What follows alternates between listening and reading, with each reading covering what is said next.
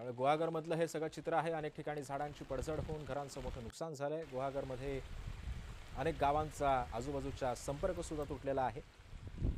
गावांमध्ये पाणी शिरलंय, अनेकांच्या घरात पाणी शिरलंय। नदीकाठच्या गावांना सतर्कतेचा इशारा सुद्धा प्रशासनाने दिलाय। दरम्यान मुसळधार पावसाच्या पार्श्वभूमीवरती मुंबईच्या महापौरांचं मुंबईकरांना एक आवाहन करण्यात आलंय। अत्यावश्यक कामं असतील तरच घराबाहेर पडा असं महापौर सांगतात। झटापटीच्या आणि या झाडपडीच्या घटनांनंतर महापौर ऋतू तावडेंनी हे जनतेला आवाहन केलंय।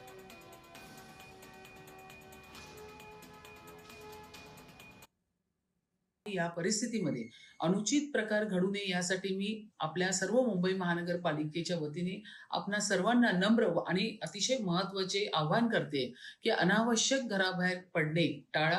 अतिशय तातडीचे किंवा आपत्कालीन काम असल्याशिवाय कृपया आपण घराबाहेर पडू नका।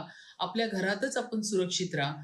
रस्त्यावरील वाहतूक कोंडी आणि पाण्याचा निचरा होण्यास लागणारा वेळ लक्षात घेता शक्यतो प्रवास टाळा।